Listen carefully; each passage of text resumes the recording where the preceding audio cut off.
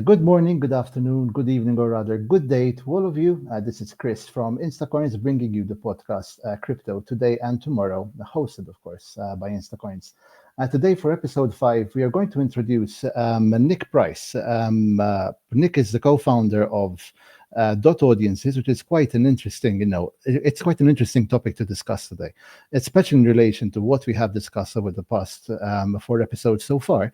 It's going to take us more towards the marketing perspective and, how we can get into deeper when it comes to Web3 marketing and so on and so forth. So, of course, this is going to be a very interesting topic, interesting for us, of course, but interesting for those who know something about crypto, those who have no idea that, of course, yes, in marketing, we do have our own troubles with getting our name across because we do have our own limitations, but that is why we have people like Nick who can help us out with that. So, Nick, thank you for joining us, and of course, welcome. Thank you, Chris. It's lovely to be here. I'm looking forward to the conversation. Excellent. So, of course, yes, I mean, it goes without saying that a good introduction from your end would be due. For those watching us, not many might possibly know who dot audiences are. So, of course, do give us a good brief of Nick Price, who you are and how you came up with the company, and of course, what dot audiences does and whatnot. I think it's a good start that way. Absolutely. Yeah. So I'm Nick. I am co-founder of Dot. We are for search for a better phrase, a marketing hub for all things crypto and Web3. So we work with brands looking to 10x or 100x their growth, and that's no overstatement. So we've developed a suite of both self-serve tools and managed services for all parts of the growth stack, basically to make it very easy for marketers, for founders to access growth in a space which, as you mentioned in the intro, Chris, is a very challenging space to access growth. So we're already working with major brands like Trezor, the maker of hardware wallets, Coinly, the crypto tax solution, and of course Instacoins as well. Can't leave you guys out. So that's been a pleasure as well over the past few months. And just about me personally, I mean, we founded Dot back in 2018. Prior to that, I worked for Citigroup, the US investment bank, and also as a growth consultant for predominantly US and European based startups in growth stage companies. So yeah, it's been quite a journey to take us to now. No, in fact, I mean, I must admit that I did study your LinkedIn profile a bit, so because it's always curious for me to find out, what journey did the person take to get to the point that they got now, so it was rather interesting. I also had read that you had won an awards in relation to digital applications back when you were in secondary school. So, considering that and getting to this point, it almost shows that already at an early stage you had quite an affinity for this kind of direction, I would say. Yeah, I mean, listen, digital is, I mean, it's so obvious now that everything is digital and everything's becoming ever more so. You mentioned secondary school. Thank you for reminding me of this. I mean, to be honest, it feels like a long time ago now. But you're right. To be honest, I'd forgotten I'd won an award, so I appreciate the reminder. But everything's digital, and I think in every aspect of not just starting a business but growing a business, things are going to be even more digital as we go forwards. Back when we started Dot, even from a sales point of view, things were still quite manual. Yes, you had outreach tools that could bulk send email, but you never had the level of personalization and automated research that you have now. And so, yeah, it's true that my interest in everything digital has been it's been around for a long time, really for as long as I can remember. But I think that's actually proving to be quite useful now, certainly in the marketing space and in the growth space, where things seem to be becoming even more advanced than I think we would have even dreamt of 5, 6, 7 years ago. Yes, absolutely. And having said all that, I mean, at the end of the day, what drew you to the Web3 space? Was there any project in particular? Was there, sometimes it can be just networks or friends which kind of highlight an idea and you just start building the idea in your head. So what drew you to the space? Sure. I mean, I wish I could say that I bought Bitcoin. I was one of the early adopters. I think I'd be a much wealthier, happier man if I bought Bitcoin back when that first launched. But we fell into Web3 actually. It certainly wasn't something that we had originally planned. We started as most marketers in the Web3 space start, and that's back in Web2. So in 2018, we built a network for traditional Web2 publishers to monetize their content better. And within a year, we were working with about 100 websites across various different verticals. So we had an idea. We thought that, okay, we've got a network now. Maybe some brands would be interested in paying for access to this network. And I remember we launched a sales campaign. Again, it wasn't directly launched into the Web3 space. It was a campaign. Actually, I remember it was quite fintech focused, traditional Web2 finance and fintech focused. And we sold our first ever ad package to the remittance company Paysend, quite a large fintech company based in the UK. I think they did a $5,000 a month deal with us. And I remember turning around to my co-founder Abel. This was after a few weeks of pushing this new product, and it was a few minutes after receiving the confirmation email that we'd done the deal. I said, "Holy crap, Abel! We've signed the deal. Now we actually need to launch some ads for these guys." And then we remember we were scrapping around for a couple of weeks trying to work out actually how to make this possible. So we started with advertising in Web2. But what was particularly interesting was that we started getting approached by Web3 companies who were struggling to access traditional marketing channels, Google ads, Facebook ads. It wasn't even Meta ads back then. And they were interested in asking us, is your network available for crypto companies? And so very quickly we realized there was a huge gap in the market for effective growth channels in Web3. And the gap was so huge, in fact, that we pivoted to serve exclusively Web3 and crypto-based businesses. And this is when we launched Dot Ads, a self-serve platform designed for crypto businesses, almost the Google Ads of crypto. And that was back in 2018, 2019. Several years later, we now offer a suite of tools designed for crypto businesses. But it was certainly by chance that we have ended up working in Web3. Great. What I can tell you, just a very quick snippet, but I'll get to the point, of course. I remember back when I used to work in the tourism industry, this was, well before things got all digital, so to say. I'm not that old, so that's for I'm not in my 40s yet, but still, I've had my own experience. Back in the day, and especially in Malta, the way how we used to target our own clients, since they were of a particular age bracket, so to say, was through newspapers, ads on radios, on newspaper, on television, sorry, and also doing some live programs on TV. So it was a very different way of setting things up. I remember when then Facebook ads got into the picture. Yes, I mean within Malta, because of course the target was always Maltese and Maltese going on group tours. So it is of a specific age, specific client. So it was easy to capture, so to say.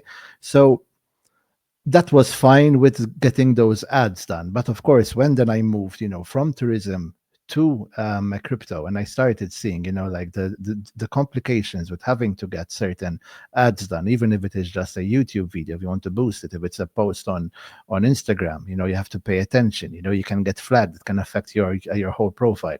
So of course, the shift that I felt from one industry which is so traditional, like tourism, as compared to one which is the completely the new thing, and the way how the world is going, so to say, the gap was heavy. And it's curious also to understand from your perspective, what challenges did you find from that, a traditional perspective, which perhaps in your case, traditional might be more advanced than the traditional which I experienced, perhaps because we're still talking about digital forms of marketing, but going from traditional to this Web3 projects. What challenges did you find? Yeah, I mean, Chris, I think you hit the nail on the head. Firstly, that there are challenges in Web3 that don't exist in Web2, and it's interesting to hear about your experience in the travel industry, especially as you obviously, of course, bringing that experience across to Instacoins and Instatravel, to notice how, even though the same ballpark, different worlds entirely.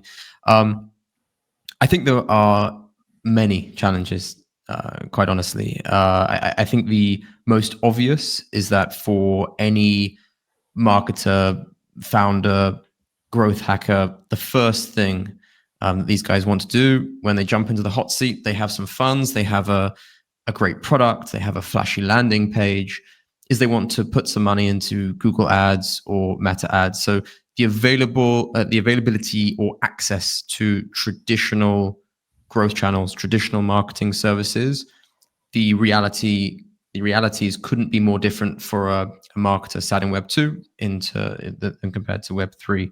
A Web3 marketer, Web3 founder just can't access those channels. In fact, the typical scenario is they log into Google Ads filled with optimism and hope for their products, and maybe they can even launch a campaign, but the very next day or even within a couple of hours, that campaign comes to an end, and their account is blocked, and they have trouble accessing all kinds of products across the Google ecosystem, and very quickly the traditional platforms that exist stamp on those dreams. And I don't mean to be exaggerating, but No, it's no, no, actually it's a fact. it's actually the case. It's a It's a fact. fact. It's a fact. Yeah, and the phone calls that I have with founders and marketers in this space, I can see the frustration, the disappointment that they haven't been able to publicize what is in many cases a very innovative product to their target market. And so they're very often scrambling to find other channels. Web3 is,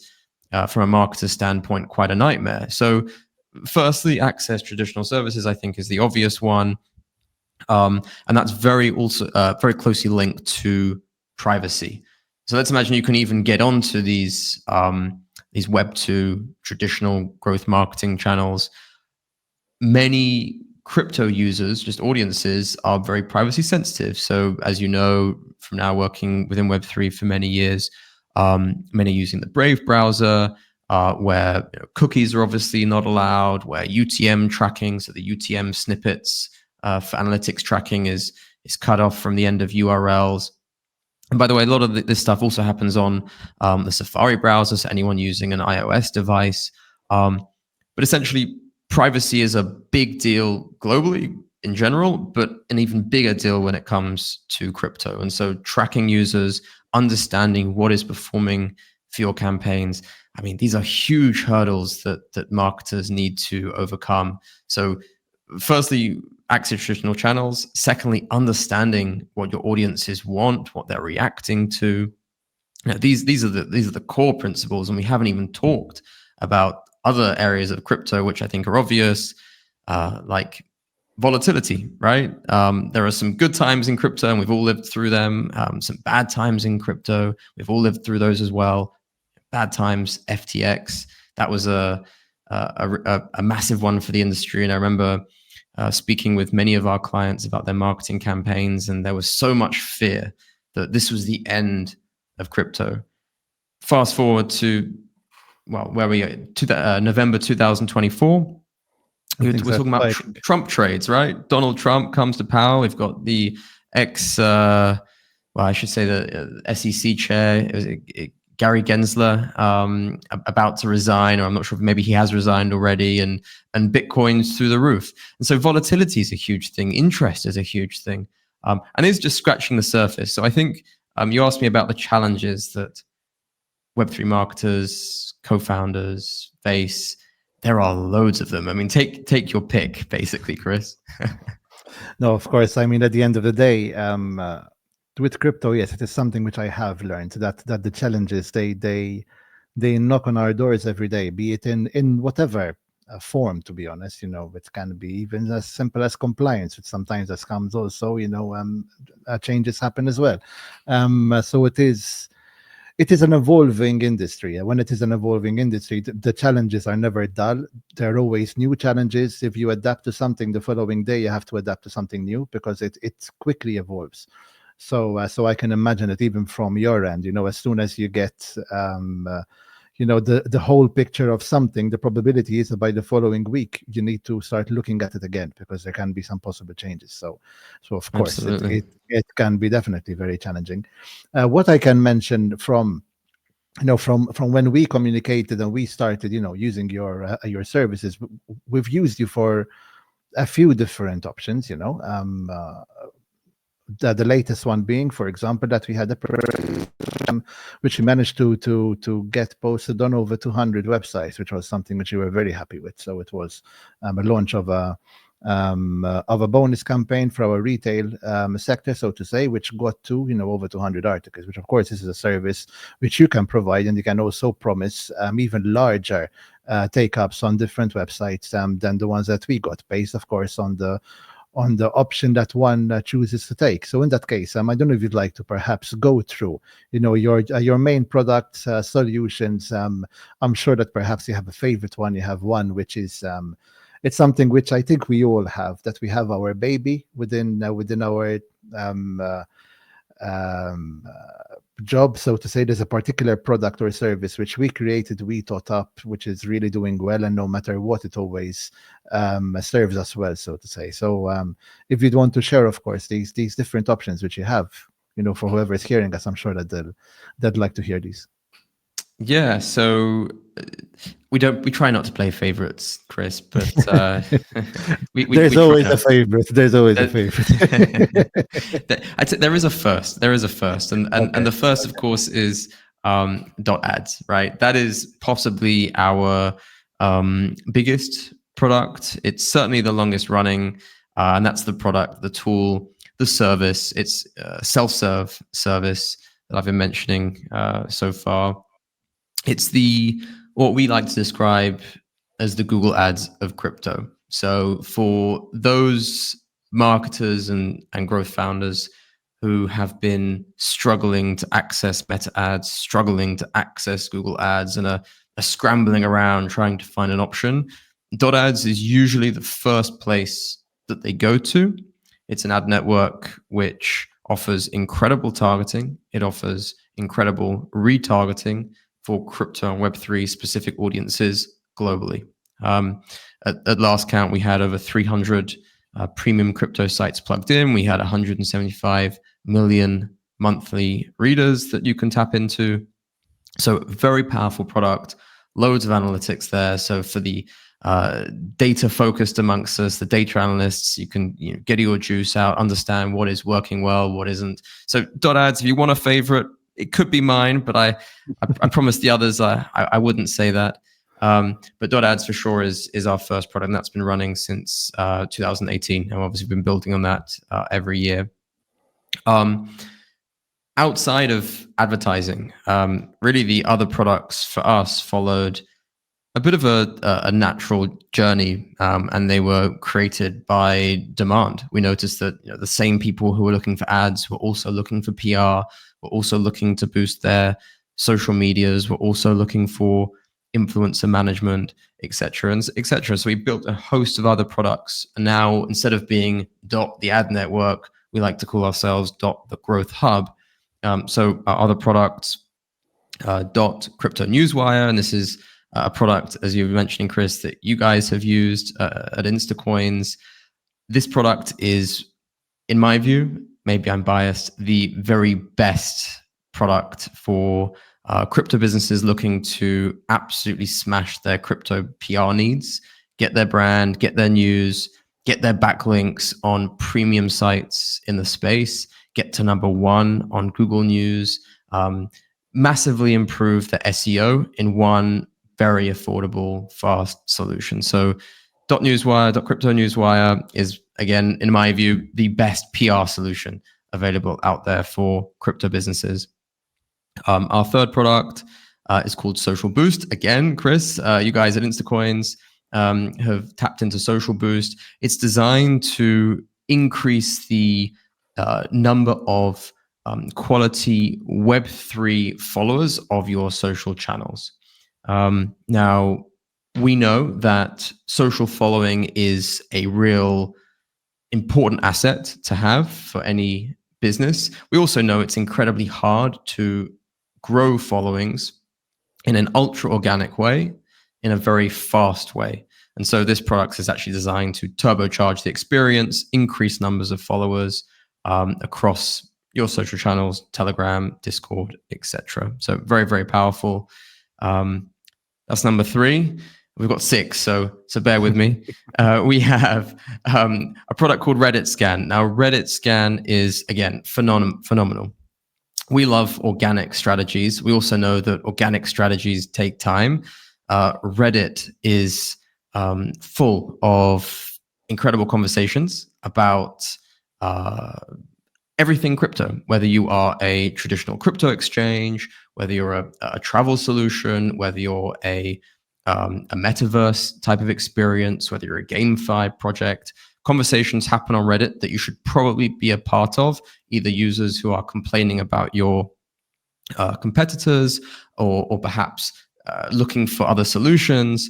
You need to be part of those threads. So Reddit Scan is designed for crypto businesses that are looking to basically streamline that process, get alerts on the conversations they should be a part of, straight to their Slack channels, straight to their Telegram channels, so that their social media team can jump into those threads nice and easily and actually get those organic conversions that everyone wants. So that's Reddit Scan. And then the final 2 products are professional community management and influencer boost as well. Professional community management is exactly what it says on the tin. This is obviously making sure that your social media channels, your community channels, whether it's X or Discord or Telegram or whatever, is appropriately managed with quality content that actually sells your brand in the best way possible. What is quality content? Well, truthfully, you need a mix. You need some industry-related content. You need some product education. You need some memes. You need some just for entertainment. You need to make sure that you're hitting all these points to both maximize following, but also, of course, get the engagement and the conversions that you're looking for. So the professional community management tool here, managed service really, is how we're able to offer that for our crypto businesses. And then the final tool is influencer promo. Says what it does on the tin as well. So this is where we can get your brand access to the most professional influencers globally, get those organic followings and organic interest across key channels. So yeah, those are our 6 offerings. Now that I talk about them, it sounds like we've done a lot in the years since 2018 when we were founded. And I think we have. It's been fun. You have.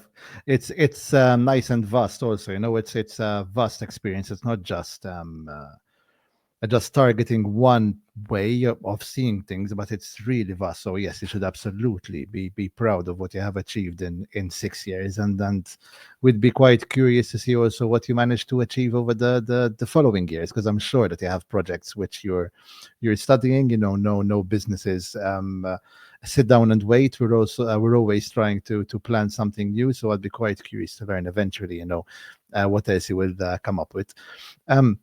The next question I have, I'd say, is maybe it is a mix of 2 questions in one. So when it comes to social medias, for example, I know that social medias, they alternate their efficiencies. There are times when certain, for example, there was a phase where Instagram was really popular. There was a phase where TikTok is really popular for different reasons. There's X, which is always rather popular when it comes to crypto. But when it comes to preparing to have a campaign and wanting this campaign to be successful, what are the initial study that you guys do in order to understand what patterns to use? And if you want, you can also bring up an actual successful campaign, just to give us an example of how it would work. Yeah, I mean, I think it's true when we say that now there are so many options, right, that any crypto brand can go to when it comes to social media. Should we be focused on Telegram? Should we be focused on LinkedIn or even Discord? And I think it's fair to say that trends exist, that audiences can be grouped into different categories, and quite easily you can identify, roughly speaking, where you think you should push, right? From a B2B perspective, LinkedIn is a no-brainer. LinkedIn is the largest business network globally and therefore offers, I still believe, the best opportunity for crypto brands looking for business to business type sales, the best opportunity. Now, how would you go about that strategy? I think is probably a topic for another day. But the strategies that you would use on each channel are also different. Within LinkedIn, for sure, personality-led marketing is extremely powerful. I like to talk about Adam Robinson, the founder of RB2B. He's a very prominent, I don't want to say influencer, but thought leader on LinkedIn, and he talks about the power of the personality. Don't use your business accounts, use your individual accounts, talk as a human. And this has worked very well for him with his RB2B, which is an analytics tracking product. And by the way, for every marketer out there, please Google straight after this interview RB2B, and you're going to see something very cool. Basically turns your anonymous website visits into actual LinkedIn URLs that you can then go ahead and prospect. So powerful from a B2B perspective. B2C, you have a few options. LinkedIn, probably not the best. X has obviously huge crypto audiences. Crypto Twitter is a thing. Crypto Telegram is also a thing. In the end, I think your channel where you are strongest is going to put your best foot forward. So when we look at companies and we want to work with businesses, we say, okay, well, who is going to be engaged in this project? What are your existing channels look like? If you have 100,000 followers on Twitter, but only 2,000 members of your Telegram group, well, let's push Twitter. You look more legitimate. People believe in those vanity numbers, right? And so let's put your best foot forward. I don't think there is necessarily a one or the other in every case. In many cases, a mix of the two can be quite powerful. But certainly the clear distinction between B2B and B2C is the obvious one. And then you can go down further niches when it comes to like gamification and maybe metaverse type product projects and meme coins. Their Discord seems to have quite big communities. But outside of that, X or LinkedIn are usually the strongest bets when it comes to social media. All right. No, that is. You mentioned something in particular, which is you mentioned that on LinkedIn. I forgot the name of the guy that you mentioned. Adam Robinson. Yeah. You did mention that he suggests that, of course, it is best that you would talk with your own personal profiles rather than with the company profile, so to say. This is an approach which Instacoins we have taken over the past few years, or rather before I joined Instacoins. Instacoins preferred showing off the name as much as possible. But again, in the travel industry, the way how we handled our own marketing back in the days, it was very important for us to show our faces on television, show our faces on Facebook. to have people hear our voices on the radio. So we are always there as an actual person rather than as just a website and you don't know who there is behind it.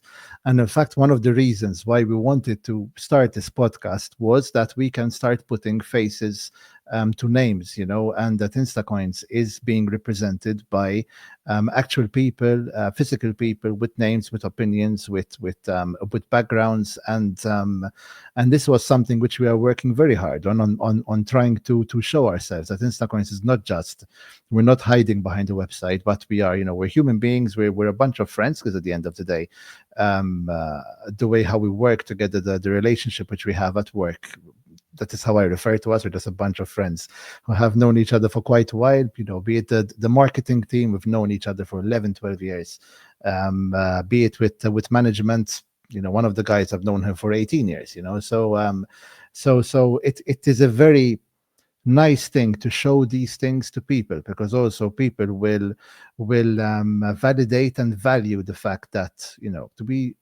we are not hiding, and we're not shying out of showing ourselves, which I think is very important from a marketing perspective, to gain interest, because people will take an interest in who you are as well, rather than just wonder, who is behind this, because unfortunately the crypto does raise questions sometimes, especially for those people who are not so familiar with the space itself. So of course, as I mentioned before we were going to record, that there will be a probability that we have people who never heard of Web3 ad services, and what it means and why it is getting done. But it is important that people are seeing the faces of those people who do it, because it increases the element of trust with that.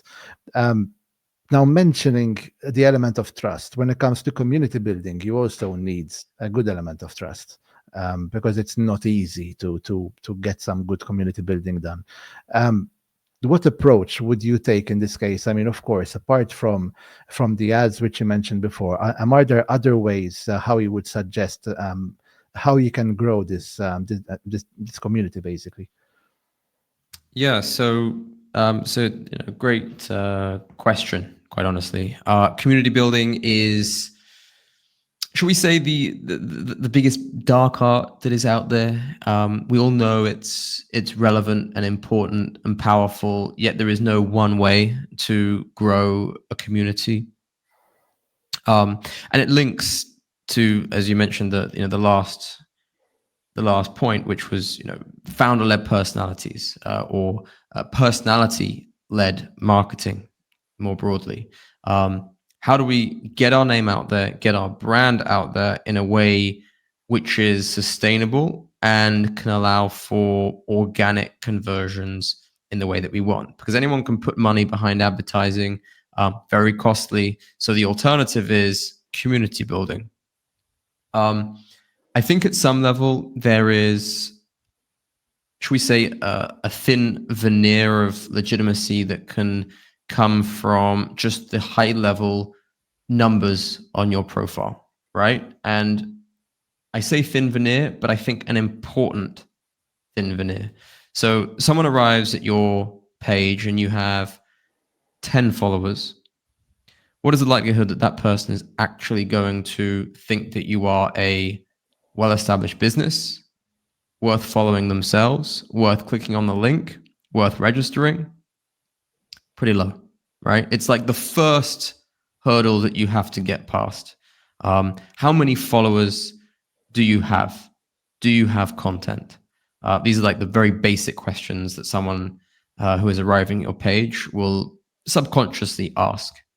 And so I think the very first step is, how do we tackle this question before we've even asked the question as, what type of content should I be posting? How frequently should I be posting it? I think the very first question we should be asking is, okay, well, how do I get to that level of social legitimacy where if I'm creating good content, people actually stop and listen, stop and read, share, like, comment, right? Certainly if you have 10 followers, it's going to be tough. it's possible because everyone started with 10 followers once. The truth is, 5, 10 years ago, these things were easier.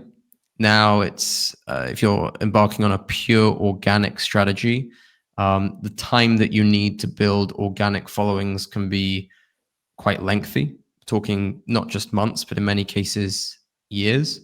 And so, what I'd be looking for from a community building perspective is a growth hack, a way to cut the process in half or cut the process down 90%, even if possible, via gamification.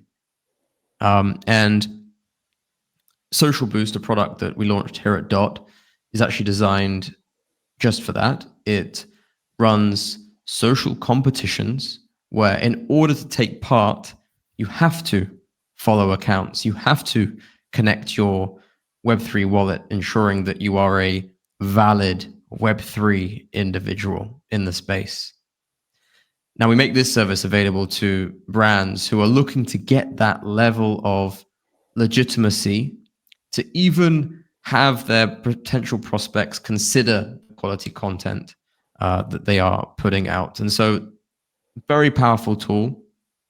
Firstly, of course, it's a growth hack, but I think most marketers, founders are looking for effective growth hacks. They're not in the business for 10 years waiting to see what if. They want results today. So growth hacks are always welcome.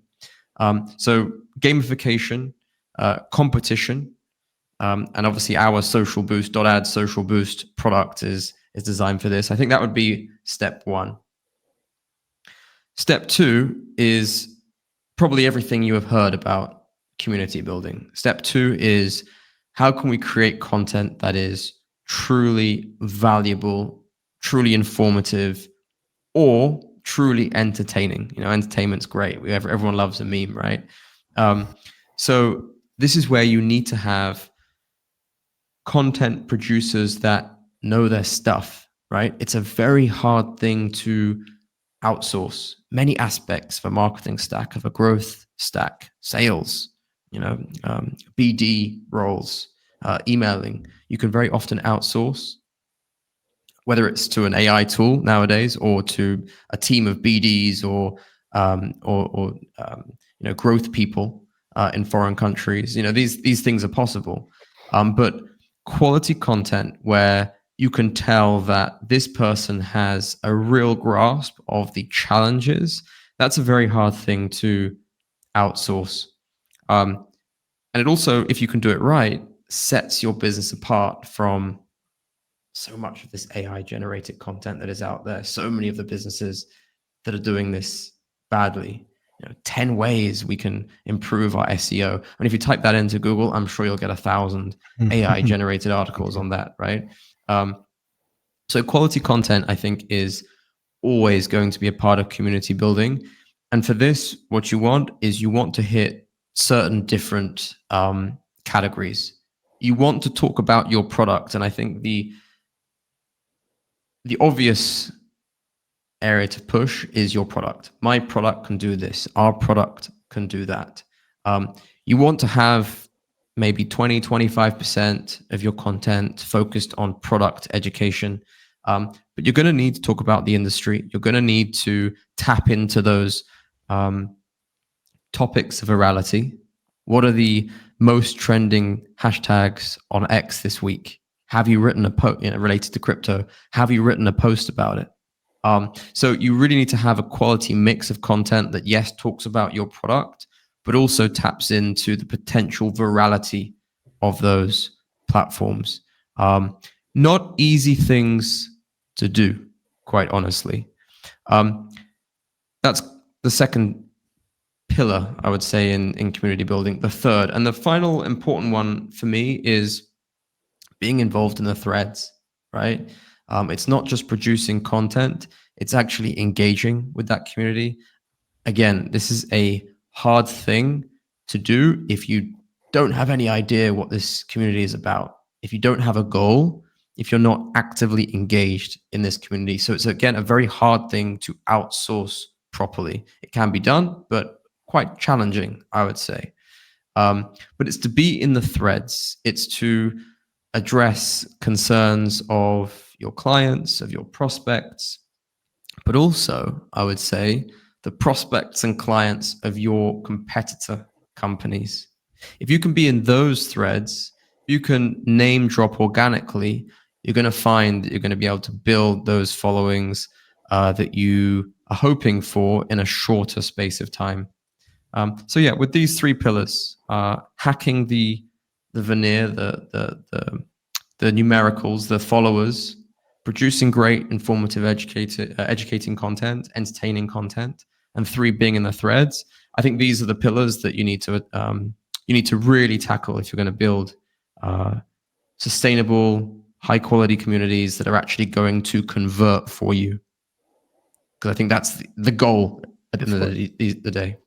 Of course. Yeah. And since you mentioned earlier that one of your, I think it was the sixth service you mentioned was Mm. influencers. So in this case, would you feel that influencers would also be able to give a push when it comes to community building, or is it more of a marketing strategy to get your product out there? How would you differ between one and the other, so to say? Yeah, both. I think some influencers can be very effective at driving conversions, registrations. I mean, we work with a lot of gaming companies, exchanges. Are very focused on deposits into their platforms, which are payments. By want of another word. And many influencers can drive this, and they actually charge in this way. So, for some crypto gaming companies, influencers can say, okay, we don't take any upfront fee. We will only charge you a fixed amount for every payment that comes through the door tracked by an affiliate link, right? Now, that's pretty attractive for a growth marketing team that is performance driven, outcome driven. So influencers can absolutely tackle similar growth KPIs that you might expect an advertising campaign to tackle, certainly in specific regions. They're also very powerful for brand awareness. The video content that influencers produce is often of a very high level. Listen, this is their job, right? And that same content can be used on your advertising campaigns. That same content can be used on your blog, on your organic LinkedIn, Telegram, Twitter posts. And so influencers are valuable, I think, for the audiences that they have from a conversion perspective, but also the content that they can output is of usually very high quality, which you can use organically for brand awareness and so forth. Okay, that is a very good answer. I really enjoyed that answer actually. Especially because we did test out, some instances with some influencers ourselves, so trying to reach out to influencers organically. In fact, we had the fourth episode was with an influencer also, with Adnan. But it is interesting that the methodology which you mentioned, it is something worth looking at even for us. And as you know, we have the travel portal, which is soon going to be launched, which is something which we are very excited about, because we are absolutely sure that this is going to be a service which is going to have one amongst the best prices in the market, which of course is something which we take pride in. And we will also have the accommodation section also, which will be launched. So it's not just flights, but eventually also accommodation. So that is something which, we already mentioned it in previous meetings, but we will also be coming to you so we can push this, because we really believe in it. And I think it's the right time to push it as well. I think it's the right period. Absolutely. So. Absolutely, Chris. So- I mean, I told you already as well. I mean, as soon as this product is launched, I'll be booking my flights and trips through Instatravel. So yeah, I'm excited for the launch as well. So you have to keep me updated. Yes, absolutely. No, don't worry, you know about it, because you'll be handling the marketing probably for us. Good stuff. Great. So last question, I would say. So where can our audience basically follow your work and stay updated on your projects? It's there. Do you have anywhere where they can, check out what's, even for us? I mean, as I mentioned before, we'd be very curious to see what you have in the pipeline and what you're working on. Absolutely. So first place I would go would be to Google .audiences or .ads. We're going to be there. So just Google .ads or .audiences. I've talked a lot about founder-led growth, founder-led marketing. And so from a LinkedIn perspective, if you're a LinkedIn guy, I'd love to follow you, love to connect at Nicholas Price 1. And my Twitter is at Nick Price Tweet. Those are the two places that I'd go. Excellent. Okay, so make sure also to have those highlighted. We'll ask John to jot these down. In the edit of the video, of course. But yeah, Nick, thank you very much for this interview podcast. I think time passed by really quickly. We went through a lot of subjects, to be honest, and they're all quite interesting. And I hope, of course, it gives a better view to our viewers, of course, to understand, to what it is, and that there are options, that for those who are within the crypto space and want to get some ads done and have been struggling, there are ways how to do that, and of course they can do it through you. The prices are good. We've tried and tested out quite a few different products so far, and we're very happy with the communication, everything. So thank you for that, and we obviously look forward to working on other projects. Some will be soon, some will be next year, but we look forward to getting that done. So Nick, thanks once again. I wish you a great day, and to all of our followers, of course, thank you very much. And we've got another surprise for you for episode 6. So we always have something in the pipeline, something new, a different idea. It will probably be another Nick, but we have to. We're just waiting for some confirmations. But that's a little bit of an interesting fact that yes, we're going to have a Nick too for episode 6. So thank you very much, and I wish you all a good day.